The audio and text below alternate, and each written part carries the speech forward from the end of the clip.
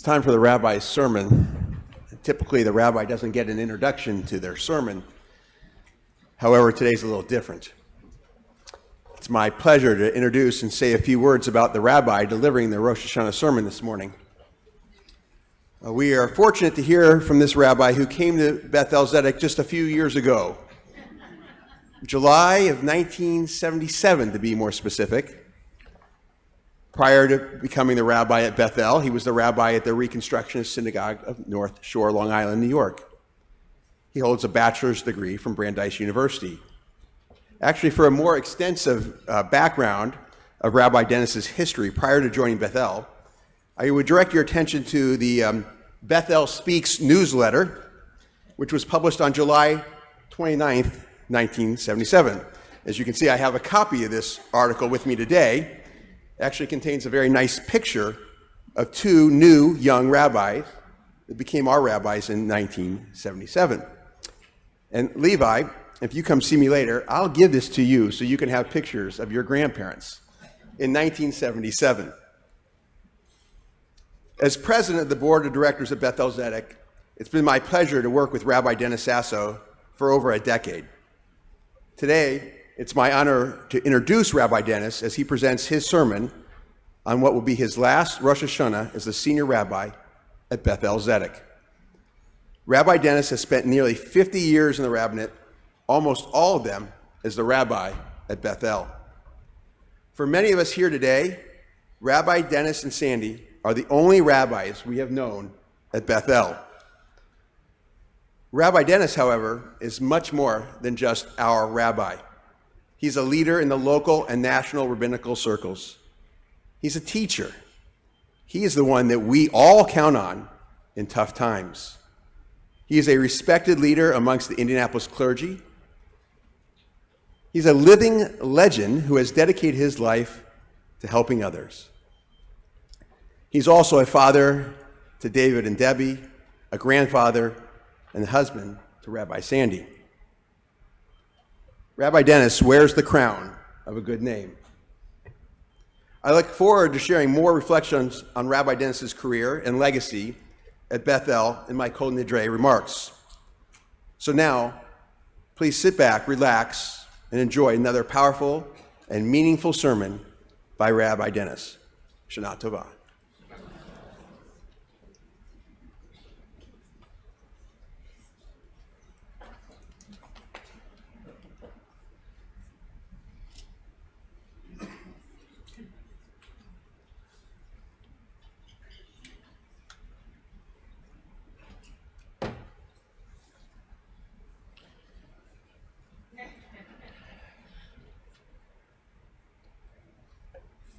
Thank you, Todd, for those very kind words.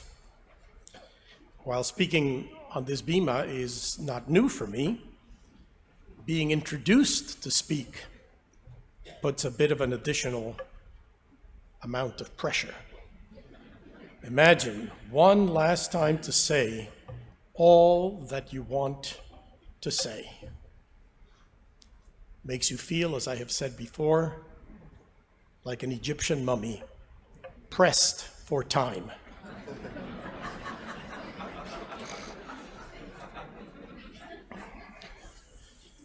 The Mauers have been dear friends. When our children were growing up, we often went apple picking just around this time of year. We've celebrated holidays and simchas, even gone fishing in Alaska together. And the Goldbergs were neighbors over many years. Linda and Michael played in our backyard 5 decades ago. Indeed, carry a lot of memories. Todd, I thank you for your partnership over the past challenging years for our congregation and for keeping the business of the congregation aligned with our religious and moral values. I counted the number of presidents on the wall in our building. Beth-El Zedek has had 45 presidents since its founding. 21 before Sandy and I were elected as your rabbis in 1977, and 24 since our arrival, from Jerry Kraft and Ed Gabovich to Todd Bauer. It has been my privilege to collaborate with well over half the presidents in the history of the congregation.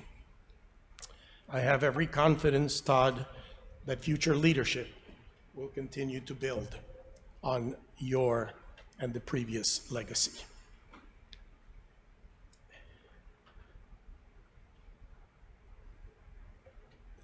Just a couple of days ago, Shirley Steinman, the widow of Rabbi Sidney Steinman, passed away.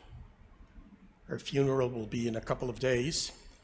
So I would be remiss if at this point I do not acknowledge Rabbi Sidney Steinman and the illustrious line before him, and also the memories of my dear cantors Bob Zolkin and Ray Edgar, who were dear colleagues and who set the foundations upon which Sandy and I could build upon this congregation. Well, it is good to celebrate the High Holy Days together. It's been 3 years since we last gathered in this sanctuary in person to welcome the new year. These High Holy Days usher my 47th year with Beth-El Tzedek. Next year, Sandy and I will inaugurate our 50th anniversary in the rabbinate. 50 years. It'll be a long sermon.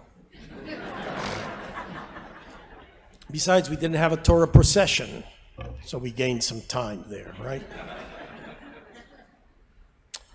Nearly 2/3 of my life and better than 90% of my rabbinical career have been spent with this congregation. So it is with bittersweet feelings that I formally announce that these will be my last High Holy Days as senior rabbi of the congregation, as I plan to retire in the summer of 2023. Sandy retired 10 years ago. When Sandy and I arrived in Indianapolis in 1977, two young and eager rabbis, we had no idea of what was ahead of us. We loved Judaism and the Jewish people. We loved each other and our growing family, and we came to love you. We grew together with Beth-El Tzedek, who I am today personally and professionally, has been shaped in relationship with you.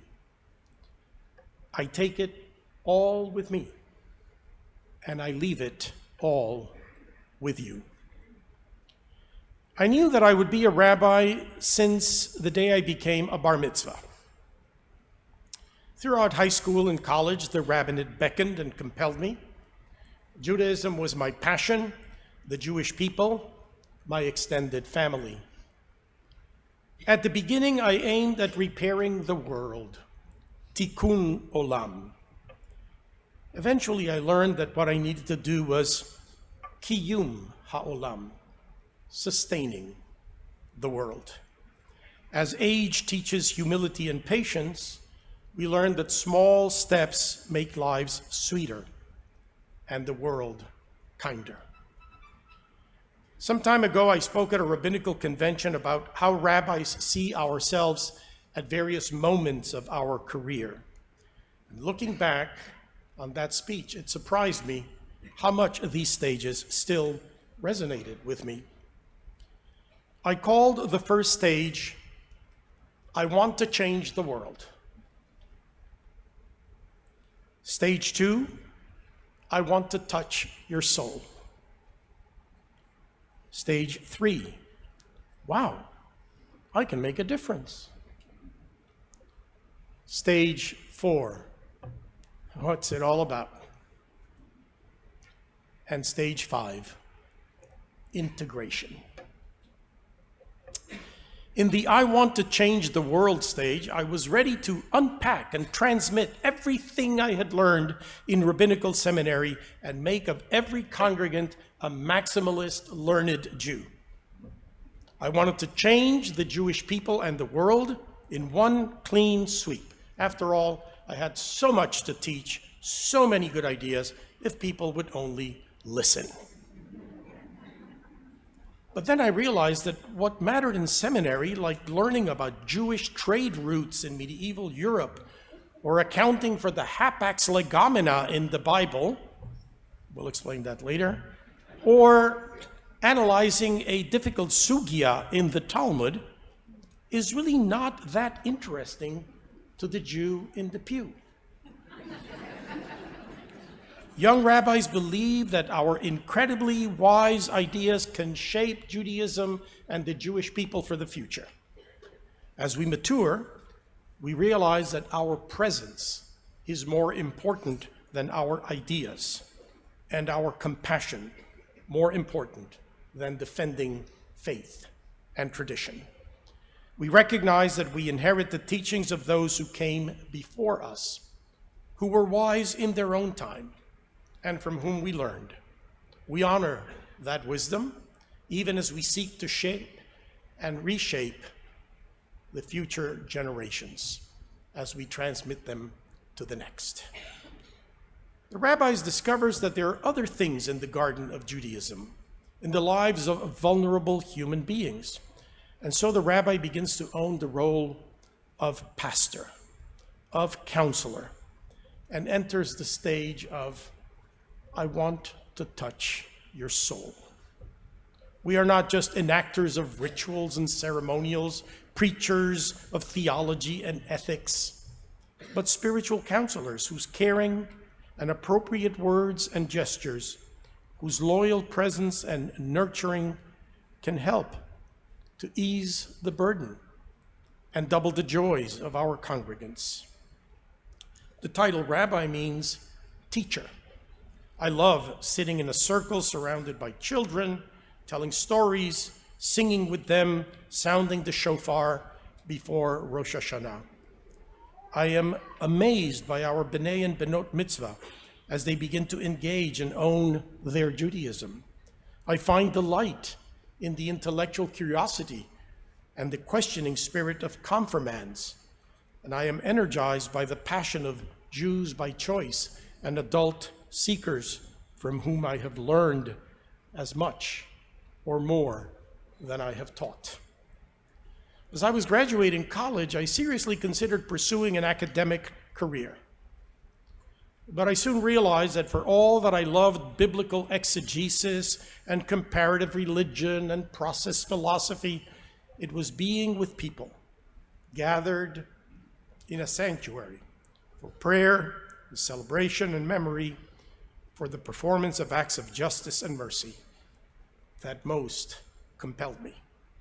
I cherish my continued involvement in higher education, in history and research and publishing, but I prefer being a mentor, a guide, and a fellow traveler with the Jews of today.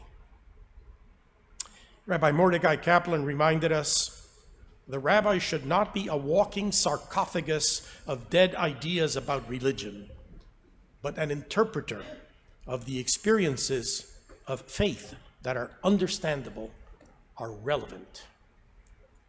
No one taught us in seminary what to do when catastrophes like 9/11 devastated our sense of security, when swastikas appeared on college dorms, when anti-Semitism and anti-Zionism and racism and homophobia and Islamophobia run rampant. And yet, we must find the words and be the presence that channels anxiety, acknowledges grief, and calls forth human dignity. With the passing of years, the rabbi becomes a leader in the broader community with growing influence, sometimes drawing strong adverse reactions. One of my rabbinic mentors warned me, said, some people will love you without reason, and some will hate you without cause. Be yourself. You will know when you will have done well and when you have not.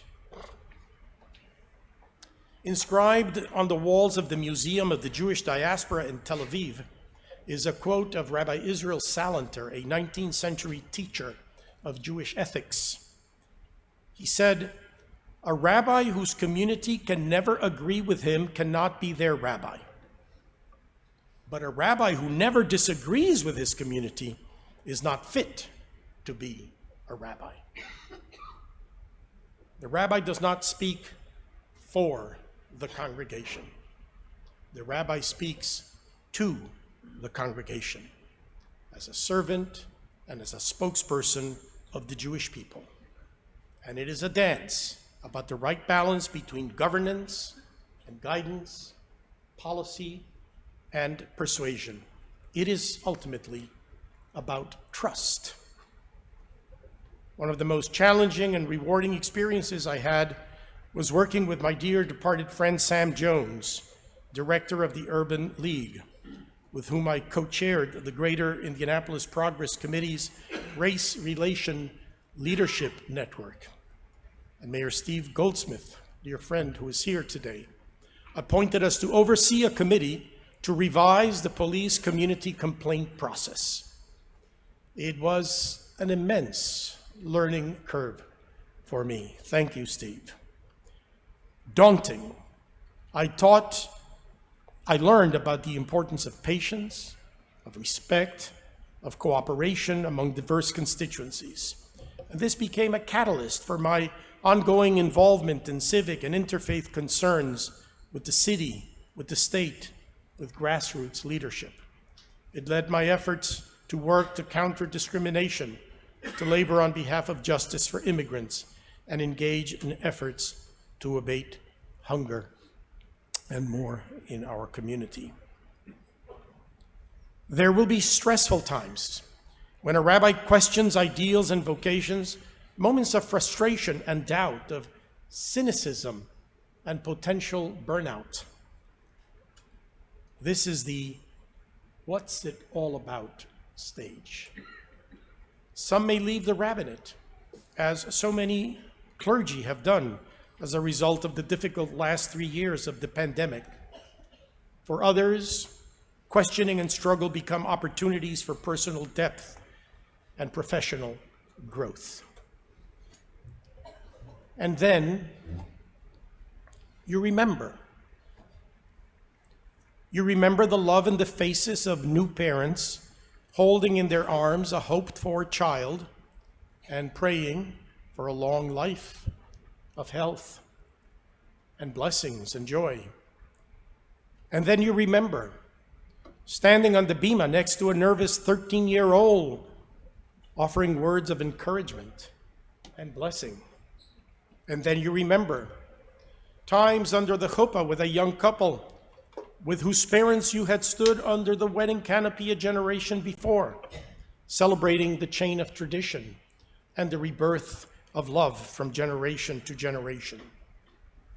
And then you remember being at the hospital bedside of an elder in the community, chanting prayers that he had cherished and sung for the congregation over decades. And then you remember moments at the grave of one who died too young, too tragically, or a senior taken by COVID, whom the family could not visit during the final days and the final hours of illness. You clasp hands and you realize that you are both a pastor and a mourner, trying to contain your own grief in order to offer the wisdom of tradition and a comforting blessing. Then you remember the long distance, open phone conversation with a grieving family at the bedside of an all too young beloved mother who is about to be taken off life support. The tears, the memories, the questions, the love, the last breath. Carl Sandburg observed that life is like an onion. You peel it a layer at a time, and sometimes you weep. And so you remember the layers, the joys you celebrated, the griefs you shared, the challenges you helped others to overcome, the grace and the strength that sustain you as you sought to sustain others. And as the years flow, a rabbi enters a stage of integration. The Danish philosopher Søren Kierkegaard reminded us that there are some things that are true when they are whispered, but not true when they are shouted. Mature religion is less about the exclamation sign and more about the question mark. With humble and grateful spirit, we begin integrating our roles as teachers and pastors, as preachers and social activists, as leaders and servants, as loving rebukers and faithful friends. And so on this Rosh Hashanah, I stand before you with a satisfying sense of integration. A feeling that my rabbinic self and my persona are one. These past near 5 decades have caused me to realize that being a rabbi is not what I do, but who I am. Even after I am no longer the active senior rabbi of this congregation, I remain a rabbi in Israel, a servant and a teacher, in love with Judaism, with the Jewish people, its culture, its spiritual values, its moral imperatives, its answers, its questions. I'd like to offer a word of challenge and a word of hope. This is especially for the young people in our congregation, because we, your adults, have sometimes mixed up things. As Americans and Jews, we are living through a difficult, bewildering time. We are uncertain. We are confused. We feel the impact of COVID, of climate change, of political turmoil, of war, of displacement, of social and economic adjustments, challenges to democracy and the rise of autocracy. This is also a time of transition for Judaism and the synagogue. We cannot yet foresee the consequences and the direction in which we are headed. Across the country, synagogues are merging. Seminaries are closing. Fewer gifted young Jews are choosing the rabbinate. But Judaism has never been static. It has always been in process. So this is not a time for timidity. This is a time for daring. This is not a time to close institutions. It is a time to revitalize and to repurpose them, to open new venues, to imagine new possibilities. It is a time to elicit generosity and to invest in the Jewish people. Someone has said that hopelessness is a failure of the imagination. It is time to imagine. A story is told of a wise and wealthy Jew who was concerned about the legacy he would leave. He decided to build a synagogue for his town. It took a long time. When at long last the building was completed, the townspeople entered the synagogue and marveled at its magnificence. But noticing a seemingly obvious flaw, one of the townspeople asked, "There are no lamps. Where are the lamps? What will provide light?" The wise and generous Jew, who was married to an even wiser and generous wife, pointed to the brackets strategically placed along the walls, and they handed each family a lamp. And they said, "Whenever you come to the synagogue, bring this lamp and light it.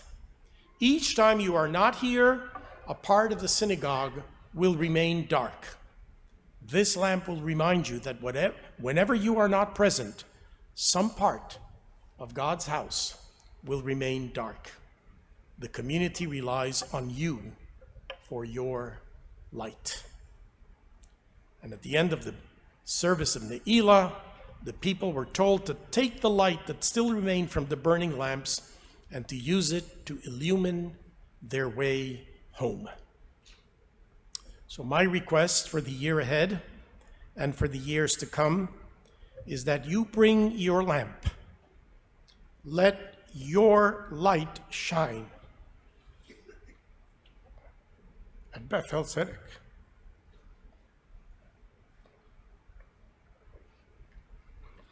And then carry it to light and to warm your home, and then the world.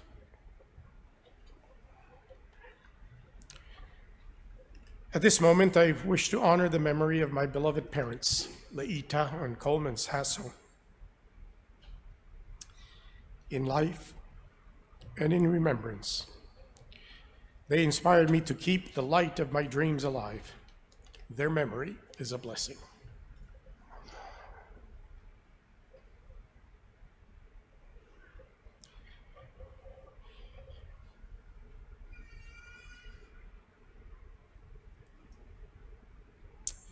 Banaich bonaich, your children are your builders, the sages taught.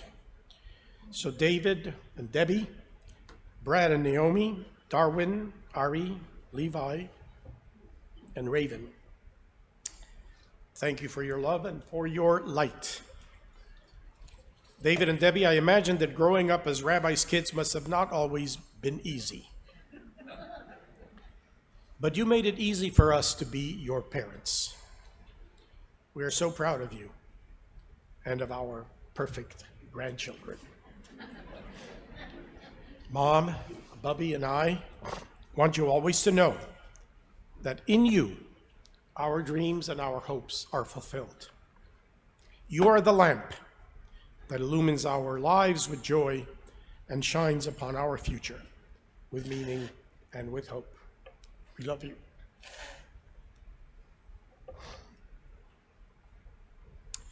Sandy, you have been my beloved companion and partner, personally and professionally. Whatever I have done and whatever I may have accomplished would not have been possible without your constant presence, patience, and inspiration. You have added a touch of poetry to my sermons. You can anticipate the moment I will make a pun. You have kicked me under the table at board meetings whenever you sensed that I was going to say something that might be out of line. You are my rabbi and my storyteller. More importantly, you are the light and the story of my life.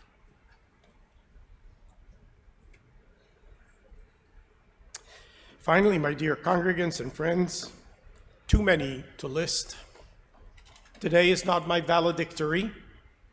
I trust I will have other opportunities to speak individual and collective words of gratitude in the year ahead. Some say that being a rabbi is a solitary path. I am fortunate that I have seldom felt alone in my journey, thanks to outstanding colleagues and staff, supportive presidents, board leaders and volunteers, faithful congregants, both living and honored in memory. For nearly 5 decades, you have helped to make of my rabbinate, step by step, a sacred pilgrimage. So today, I say Sheheheyanu, Vekimanu, Vehigiyanu. I give thanks to the source of life for the blessings of serving this congregation, for being able to do what I like most, to teach, to learn, to serve, to lead, to cry, to laugh, and to love as a rabbi in Israel. Leshana Tova, Tikatelu.